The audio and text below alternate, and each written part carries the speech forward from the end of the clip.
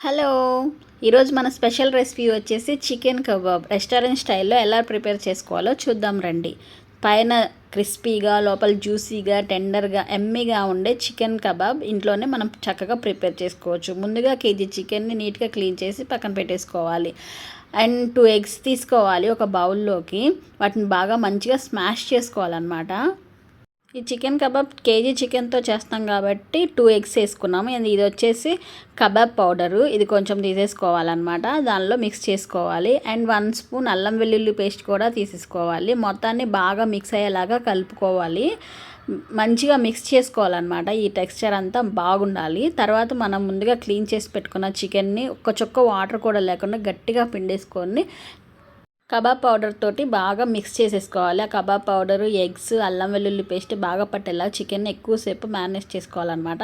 Next minimum 1-2 hours అన్నా అని పక్కన పెట్టేసేయాలి. అప్పుడు చికెన్ బాగా మ్యారినేట్ అయ్యి ఉప్పు మనం పట్టించిన మసాలాలన్నీ బాగా పడతాయి.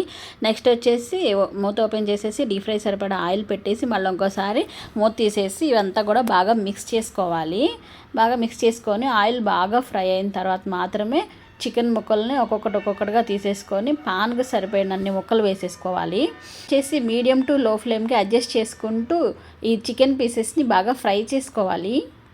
ఒక 5-10 మినిట్స్ తర్వాత మాత్రమే చికెన్ పీసెస్ని టర్న్ చేసుకోవాలన్నమాట. అప్పుడు బాగా వేగుతాయి.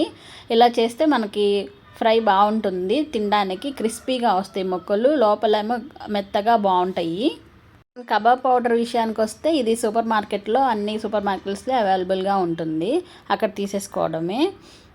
ఇక్కడ మనం గుర్తుపెట్టుకోవాల్సింది ఏంటి అంటే కబాబ్ పౌడర్ వేసాము అంటే మనం అడిషనల్గా కారం కానీ, ఉప్పు కానీ, పసుపు కానీ, గరం మసాలా కానీ ఏం వేసే పని లేదు.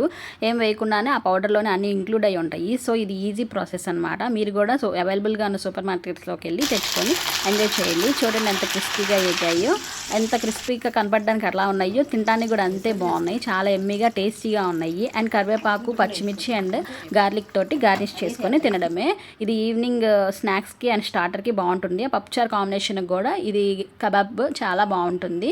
మీరు కూడా మీ ఇంట్లో ట్రై చేయండి. ఇంకా రెస్టారెంట్కి వెళ్ళే పని లేకుండా మనం ఇంట్లోనే రెడీ చేసుకోవచ్చు. ఇప్పటివరకు వీడియో చూసినందుకు thank you. Please do like, share.